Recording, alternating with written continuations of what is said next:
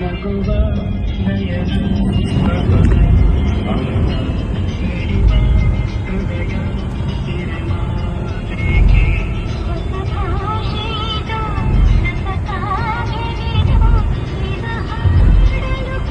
ಮನೆ ಬಿಟ್ಟಿದ ತಕ್ಷಣ ಫಸ್ಟ್ ಒಂದು ಟೀ ಕುಡಿದ್ವಿ. ಹಾಫ್ ಇಟ್ಟು ತಿರುವಣ್ಣಾಮಲೈ, ಇನ್ನೊಂದು ಕಾಫಿ ಕುಡಿದೆ, ನಿದ್ದೆ ಬರ್ತಾ ಇತ್ತು. ಸೊ ತಿರುವಣ್ಣಾಮಲೈ ರೀಚ್ ಆಗಿಬಿಟ್ಟು ಫಸ್ಟ್ ಒಂದು 2 ಎಳ್ನೀರು ಕುಡಿದ್ಬಿಟ್ಟು ಸೊ ಫಸ್ಟ್ ದರ್ಶನಾಗಂತ ಹೋದ್ವಿ.